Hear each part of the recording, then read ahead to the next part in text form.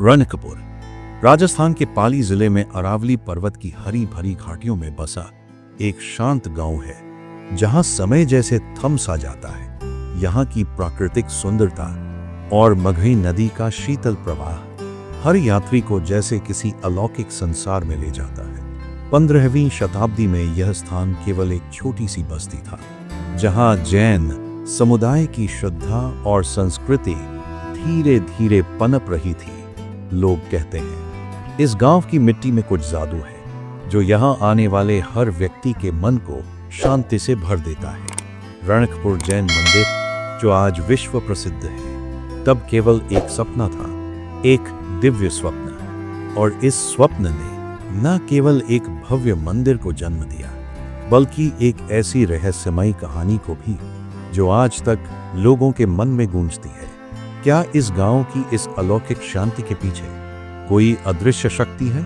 रणकपुर जैन मंदिर, जिसे चतुर्मुख धारणा विहार के नाम से भी जाना जाता है, जैन धर्म के प्रथम तीर्थंकर भगवान आदिनाथ को समर्पित है।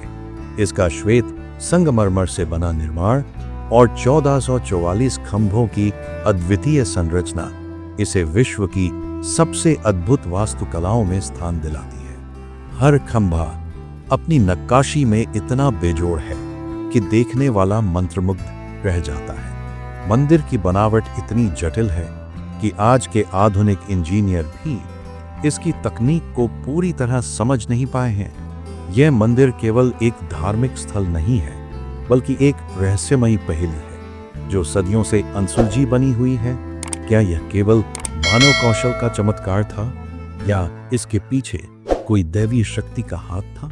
15वीं शताब्दी में धरण शाह, एक समृद्ध जैन व्यापारी, रणकपुर के इसी शांत और आध्यात्मिक गांव में निवास करते थे। एक रात उन्हें एक अलौकिक स्वप्न आया, जिसमें एक दिव्य विमान प्रकट हुआ, जिसे नलिनी गुल्म कहा गया। उस विमान की भव्यता इतनी चमत्कारी थी कि धरण शाह उसे यथार्थ में देखने का संकल्प ले बैठे। यह स्वप्न ही उनके जीवन का उद्देश्य बन गया, एक ऐसी पुकार जिसे वे टाल नहीं सके।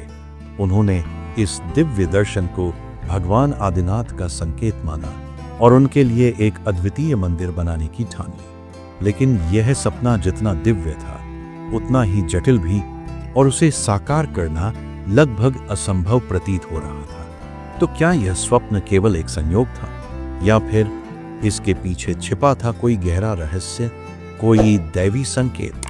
धरण शाह का स्वप्न कोई साधारण कल्पना नहीं था। वो चाहते थे कि यह मंदिर सिर्फ भव्य न हो, बल्कि अद्वितीय हो, ऐसा जैसा दुनिया ने पहले कभी न देखा हो। लेकिन सबसे बड़ी चुनौती थी, बिना किसी आधुनिक इंजीनियरिंग ज्ञान के इतना जटिल और विशाल मंदिर कैसे बनाया जाए। ना तो उस समय कोई उन्नत उपकरण थे, और ना ही गणित की वो तकनीकें जो आज के निर्माण कार्यों को संभव बनाती हैं। धरण शाह ने कई शिल्पियों और कारीगरों से मुलाकात की, पर कोई भी उनके दिव्य स्वप्न की गहराई को समझ नहीं पाया। लोगों ने उनके संकल्प को असंभव कहकर टाल दिया, लेकिन धरण शाह का विश्वास अडिग रहा। कभी कभी तो लगता है जैसे उनके इस विश्वास के पीछे कोई अदृश्य शक्ति थी, कोई दैवीय प्रेरणा, जो उन्हें असंभव को संभव करने की ऊर्जा दे रही थी।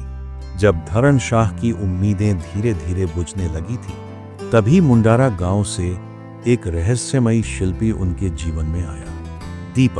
दीपक कोई साधारण कारीगर नहीं था। उसके पास न तो कोई औपचारिक शिक्षा थी और न ही कोई इंजीनियरिंग का ज्ञान। फिर भी उसकी आंखों में एक अद्भुत चमक थी, जैसे वह किसी अदृश्य शक्ति से संचालित हो रहा हो। उसने निडर होकर कहा, मैं आपके स्वप्न को साकार कर सकता हूं। गांव के लोगों को उसकी बातों पर यकीन नहीं हुआ। सबने उसे पागल समझा, लेकिन धरण शाह ने उसमें कुछ अलग देखा, कुछ अलौकिक। दीपक की रहस्यमयी उपस्थिति ने पूरे गांव को सोचने पर मजबूर कर दिया। वो कौन था? क्या वह सच में कोई साधारण मानव था, या किसी दिव्य उद्देश्य के लिए भेजा गया दूत? दीपक ने एक दिन धरण शाह से कहा, मुझे स्वयं भगवान आदिनाथ ने दर्शन दिए हैं, और उसी दिव्य प्रेरणा से मैं इस मंदिर की रचना करूंगा। उसने न तो कोई नक्शा बनाया और न ही कोई गणितीय गणना की। उसका विश्वास इतना गहरा था कि वह बिना किसी लिखित योजना के ही निर्माण कार्य शुरू करने को तैयार था। गांव वालों को उसकी बातें एक कल्पना जैसी लगी, एक असंभव सपना। लेकिन दीपक की आंखों में जो चमक थी और उसके शब्दों में जो यकीन था, उसने सबको चुप कर दिया। उसकी बातों में कोई अदृश्य आकर्षण था, जैसे वह किसी अन्य लोक से आया हो। तो सवाल उठता है, क्या वाकई उसे कोई अलौकिक शक्ति प्राप्त थी, या फिर यह उसका अटूट आत्मविश्वास था जो उसे इतना एडिक्ट बनाता था? वर्ष 1329 ईस्वी में महाराणा कुंभा के सहयोग से मंदिर का निर्माण कार्य आरंभ हुआ। दीपक ने सैकड़ों कुशल कारीगरों को अपने मार्गदर्शन में कार्य पर लगाया, लेकिन उसका तरीका कुछ अलग ही था। दिन में वह सामान्य निर्देश देता, शांत और संयमित भाव से, पर रात होते ही वह अकेले मंदिर में काम करता। सुबह जब कारीगर लौटते तो देखते कि वहां कोई नया खंभा खड़ा है जिस पर अद्भुत और जटिल नक्काशी उकेरी गई होती। ये डिजाइन इतने अनोखे होते कि अनुभवी शिल्पी भी हैरान रह जाते। धीरे धीरे गांव में विस्पर्स फैलने लगे। आखिर दीपक रात में क्या करता है? क्या वह किसी जादुई शक्ति का सहारा लेता है, या कोई दिव्य रहस्य है जो अंधेरे में प्रकट होता है? उसकी रहस्यमयी कार्यशैली ने पूरे गांव को संशय में डाल दिया। मंदिर के 1444 खंभे इसकी सबसे बड़ी पहेली है। प्रत्येक खंभा भिन्न भिन्न नक्काशी से सजाया गया है। देवी देवताओं के चित्र, नर्तकियों के रूप और खूबसूरत फूलों की आकृतियां। कोई भी दो खंभे एक जैसे नहीं हैं। इन खंभों की जटिलता और सटीकता इतनी अद्भुत है कि आधुनिक इंजीनियर भी इसे देखकर चकित रह जाते हैं। क्या ये खंभे केवल मानव कौशल का परिणाम थे, या इनके पीछे कोई गुप्त और रहस्यमयी ज्ञान छिपा था?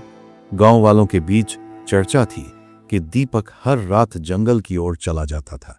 वहां से लौटकर वह मंदिर के लिए नए और अनोखे डिजाइन बनाता था। कुछ लोगों का मानना था कि जंगल में उसे कोई अलौकिक शक्ति प्राप्त होती थी। लोग कहते थे कि रात के समय जंगल से अजीब सी रोशनी और रहस्यमयी ध्वनियां सुनाई देती थी। क्या सचमुच दीपक किसी अद्भुत और रहस्यमयी शक्ति से जुड़ा था? क्या यही वह रहस्य था जिसने रणकपुर मंदिर को एक अद्भुत चमत्कार बना दिया? मंदिर में कई गुप्त तहखाने बनाए गए थे, जहां संकट के समय मूर्तियों को सुरक्षित रखा जा सकता था। इन तहखानों के प्रवेश द्वार आज भी एक रहस्य बने हुए हैं। कुछ लोग मानते हैं कि इनमें प्राचीन खजाने या गुप्त ग्रंथ छिपे हुए हैं। इन तहखानों की बनावट इतनी जटिल थी कि बिना विशेष और सटीक ज्ञान के इन्हें ढूंढ पाना लगभग असंभव था। क्या ये तहखाने केवल सुरक्षा के लिए बनाए गए थे, या इनके पीछे कोई और गहरा रहस्य छिपा हुआ था?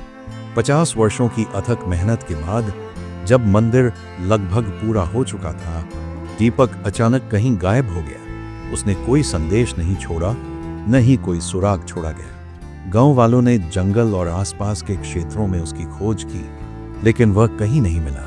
कुछ लोगों का मानना था कि दीपक ने अपना कार्य पूरा कर लिया था और किसी दूसरी दुनिया में चला गया।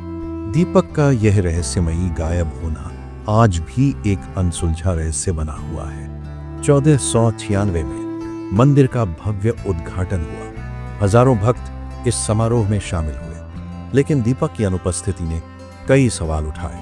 कुछ लोग मानते थे कि दीपक स्वयं आदिनाथ का अवतार था, जिसने मंदिर का निर्माण करके अपनी दिव्य यात्रा पूरी की और वापस चला गया। क्या यह कहानी सत्य थी, या केवल एक मिथक? क्या दीपक की रहस्यमयी उपस्थिति और गायब होना एक दिव्य संकेत था? यह रहस्य आज भी अनसुलझा है। आज भी रणकपुर जैन मंदिर की वास्तुकला वैज्ञानिकों और इंजीनियरों को चकित कर देती है। इसके खंभों की सटीक नक्काशी, गुप्त तहखानों की संरचना और निर्माण की जटिलता बिना आधुनिक तकनीक के असंभव प्रतीत होती है। कई विशेषज्ञों ने इसे समझने की कोशिश की, लेकिन यह रहस्य आज भी बना हुआ है। क्या यह मंदिर मानव बुद्धि और कौशल का चरम था, या इसके निर्माण में कोई अलौकिक शक्ति शामिल थी? यह सवाल आज भी अनुत्तरित है और रणकपुर की महिमा को और भी रहस्यमयी बना देता है। रणकपुर जैन मंदिर केवल एक धार्मिक स्थल नहीं है, बल्कि यह मानव विश्वास, कला और रहस्य का प्रतीक है। इसकी भव्यता और जटिलता आज भी लोगों को आश्चर्यचकित करती है। क्या यह मंदिर वास्तव में बिना किसी इंजीनियर के बना था, या इसके पीछे कोई दैवीय शक्ति काम कर रही थी? यह सवाल आज भी अनुत्तरित है, जो रणकपुर को एक रहस्यमय और अनसुलझा रहस्य बना देता है।